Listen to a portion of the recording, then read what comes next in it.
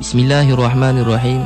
Assalamualaikum warahmatullahi wabarakatuh. Nahmaduhu wa nasta'inuhu wa nastaghfiruh wa na'udzu billahi min shururi anfusina wa min sayyiati a'malina. Man yahdihillahu fala mudhillalah wa man yudlil fala hadiyalah. Wa nashhadu an la ilaha illallah wa nashhadu anna Muhammadan abduhu wa rasuluh. Amma ba'd.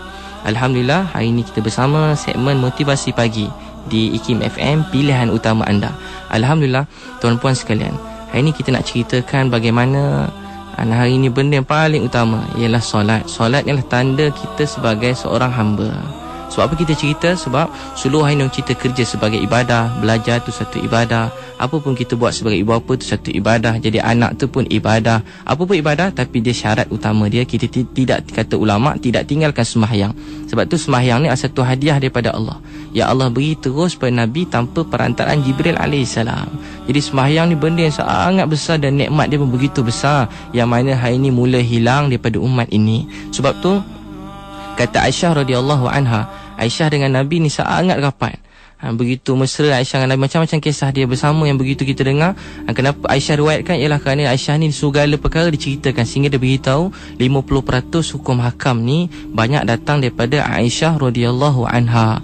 Jadi sebab tu bila nak kata Aisyah radhiyallahu anha, azan dilaungkan, Nabi sallallahu alaihi wasallam seolah-olah tak kenal kami lagi. Azan dilaungkan, kata Aisyah, Nabi macam tak kenal kami. Azan dilaungkan, Nabi macam tak kenal kami lagi. Maksudnya azan terus Nabi meluru ke sembahyang, sehingga bukan masa dia sihat, masa dia tengah nak wafat, tengah dia nazak sakit tenat ni, kata Aisyah, waktu tu Nabi SAW minta izin pada isteri-isteri dia yang lain untuk dijaga di rumah Aisyah radhiyallahu anha. Sebenarnya Nabi tak minta izin, orang tengah nazak takkan nak pindah-pindahkan. Tapi begitulah sifat mulia baginda Muhammad sallallahu alaihi wasallam. Maka bila kata Aisyah waktu azan dilaungkan, waktu subuh lagi, tapi bila azan dilaungkan, Nabi dipapak oleh dua sahabat sehingga Nabi pergi ke masjid dalam keadaan dikata dalam riwayat tu kaki Nabi ni dia melirik kat lantai. Macam tu sekali.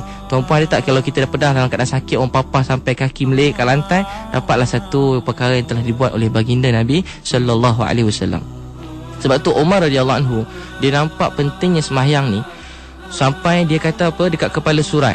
Kalau kepala surat IKIM FM, pilihan utama anda, dekat kepala surat tu kan, apa tahu apa-apa syarikat lain, tapi dia tulis apa kat kepala surat? Sesungguhnya aku memberati solat, kata Umar, lebih daripada perintah-perintah yang lain, kerana aku yakin satu orang jaga sembahyang, dia akan jaga perintah Allah yang lain. Satu orang yang cuaikan sembahyang, dia akan cuaikan perintah Allah yang lain. Sampai Umar radhiyallahu anhu, dia sendiri macam mana jaga sembahyang. Bila mana-mana mesyuarat setiap tahunan dekat bila mesyuarat tahunan, soalan pertama dia tanya apa? Dia tanya bagaimana keadaan solat kamu. Dia tanya semua gubernur-gubernur dia. Dan sehingga dia beritahu bila Umar dan keadaan nazak. Orang kawan nazak ni tak sedar apa-apa. Saya punya nenek tu masa dia budak, masa dia nak meninggal ni, dia orang pasang lagu macam-macam. Saya pun cuba pergi kat telinga dia, saya pun talqin sebut Allah, Allah pelan-pelan, walaupun berkeliling saya semua adik-beradik yang budak, bukan pakcik-pakcik saya yang budak, duduk keliling tapi saya sebut Allah, Allah. Masa yang sama dia orang pasang lagu, ada punya kepercayaan macam tu, dia pasang lagu Cina tu bagi dia semangat. Tapi sangat menyedihkan, dia mati dalam keadaan begitu. Tapi saya nak cerita ialah bagaimana keadaan nazak ni, dia tak sedar apa-apa. Umar radhiyallahu anhu dan keadaan tak sedar apa-apa. Satu orang datang kata, dia beritahu apa, wahai ni, bila saya kata solat dekat telinga Umar, dia terus bangun, dia menjerit, dia kata, sesungguhnya tak ada bahagian dalam Islam bagi orang yang tidak sembahyang. Sesungguhnya tak ada bahagian dalam Islam bagi orang yang tidak sembahyang. Kata Nabi, penjuk mata aku ialah dalam sembahyang. Dengan sembahyang ni kita akan rasa tenang. Sebab tu Abu Sufyan dia beritahu, satu malam, waktu walaupun orang jahat ni kadang-kadang tak payah risau, orang jahat buat apa-apa kat kita tak payah risau. Kadang-kadang sebenarnya dalam hati dia rasa dia salah. Sebab satu masa bila tengah malam dia tengok Nabi sallallahu alaihi wasallam, dia tengah semayang, tengah malam tiba Abu Sufyan mengintai ni. Dia cerita bila masuk Islam, dia terantuk kepala siapa? Abu Jahal, Abu Lahab. Dia kata, engkau kat sini. Dia kata, kita rahsiakan. Walaupun siang tadi letak perut unta belakang Nabi, waktu malam dia kata, bila kami tengok Nabi solat, hati kami rasa tenang. Hati kami rasa tenang. Abu Sufyan, Abu Lahab, tapi ialah dia mati dalam keadaan begitu, ya Allah murka. Jadi tuan-puan sekalian, orang yang hebat semua mereka sangat jaga sembahyang. Ali radhiyallahu anhu, azan dilaungkan. Setiap kali azan, bukan sekali-sekala, setiap kali azan dilaungkan, badan menggeletar, muka pucat, air mata mengalir. Orang kata, wahai Ali, relaxlah, azan je. Kalau bahasa kita, sahabat, relaxlah, azan je. Dia kata, kamu tahu tak siapa yang menyeru? Allah yang menyeru. Waktu untuk menunaikan amanah yang langit dan bumi tak sanggup tunaikan. Seluruh makhluk tak sanggup tunaikan. Aku tak tahu aku dapat tunaikan ke tidak.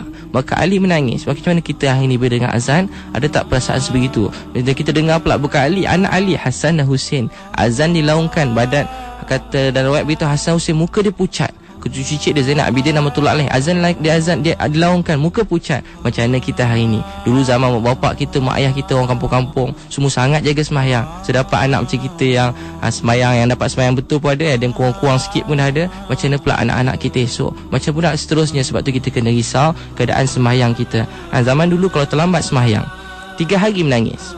Dulu banyak cerita 3 hari menangis. Satu orang tanya kenapa menangis, katalah nama Ahmad, kenapa menangis ni? Dia kata saya terlambat. Dia pun menangis, duduk sekali menangis dengan sedih sangat. Satu orang pula anak datang, kata ayah kenapa menangis ni? Dia kata ayah terlambat nak sembahyang. Terlambat? Anak dia kata sedihnya ayah, ruginya ayah terlambat. Balik rumah beritahu kat mak, kenapa menangis ni Along? Ni bapak terlambat. Isteri dia pun sangat sedih. Begini orang dulu kalau terlambat sembahyang, sekeluarga menangis. Hari ni kita kenapa menangis ni? Sebab drama tu sedih sangat. Dia kata kan, patut kahwin dengan ni tapi kahwin dengan lain pula, sedih menangis. Kenapa menangis ni? Menangis sebab handphone kena curi kan. Memang sedih juga kalau kena curi, tapi maksudnya orang dulu dia menangis juga untuk agama. Jadi kerana tu kita nak belajar macam tu. Sebab mereka rasa nilai sembahyang ni satu hadiah, bukan bebanan. Sebab tu Nabi bila wafat, antara perkara yang Nabi tangiskan ialah Nabi kata ummati solah, ummati solah. Nabi dalam keadaan sakit nazak ni, sehingga dia beritahu Fatimah radhiyallahu anha, Aisyah dekat situ, dia kata apa? Dia ambil kain lap wajah baginda Nabi sallallahu alaihi wasallam. Badan Nabi pun sakit, menggeletar pun sakit ni, tapi Nabi antara perkataan Nabi sebut bukan dia kata sakit, tapi Nabi kata ummati solah. Sebab tuan-puan sekalian, kita kena berusaha supaya sediakan isteri kita orang jaga sembahyang.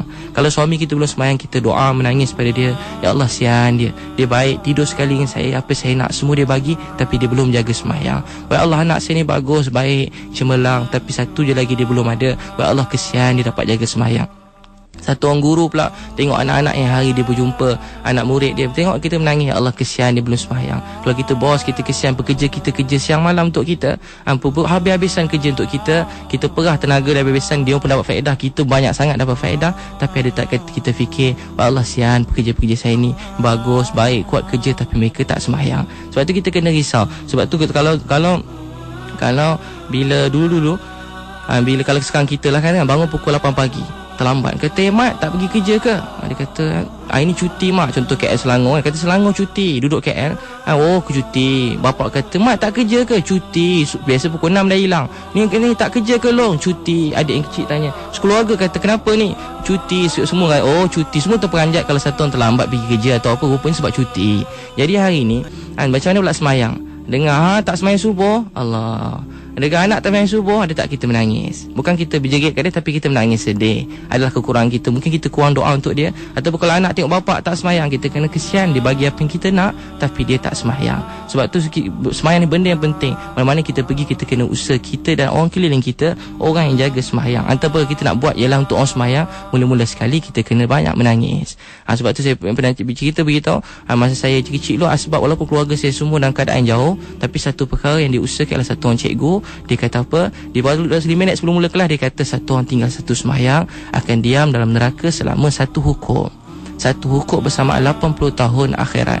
Satu hari akhirat, 1000 tahun dunia. Saya pun masa tu kecil-kecil tak tahulah menangis betul ke tak, tapi saya pun menangis lah waktu tu. Cikgu kata kenapa menangis? Tak semayang? Bukan. Kenapa menangis? Tak semayang? Bukan. Kenapa ni bapak tak semayang? Saya pun kata bapak pun tak semayang lagi masa tu kan. Alhamdulillah sekarang semua dah mula jaga semayang. Tapi saya nak cerita ialah, maksudnya ialah walaupun kesan satu orang guru dengan doa dia, mungkin sebelum tu mungkin dia doa, dan bila dia jumpa kita pula dia cakap sepatah dua kata dengan kasih sayang, sebab tu kita mula jaga semayang. Sebab tu sebenarnya semayang ni adalah tanda hamba. Mana-mana orang belum semayang, kita doakan dia, jangan kita benci dia, tapi kita doakan semua orang supaya semua orang Islam hari ini jaga semayang seperti zaman sahabat. Tak ada satu orang pun antara sahabat, anak-anak sahabat yang meninggalkan semayang. Sebab apa? Mereka lihat contoh depan dia. Umar radhiyallahu anhu, Dia tengah semayang subuh, saf begitu panjang, tak tahu ramai mana orang semayang, berapa ribu orang. Tengah dia semayang, dia tengah sampai innama ashku basi wa huzni ilallah, kepada Allah aku hadapkan kesedihan dan kesusahanku. Dia menangis begitu kuat daripada jantung dia, bukan menangis kat suara dia, kat jantung begitu kuat. Kata Abdullah ibn Umar. Siapa Abdullah ibn Umar? Anak dia. Saya berada di saf yang ketiga, keempat, saya dengar bapa saya menangis begitu kuat sekali. Satu orang sahabat kata, saya berada saf belakang sekali, saya dengar Umar menangis dalam sembahyang.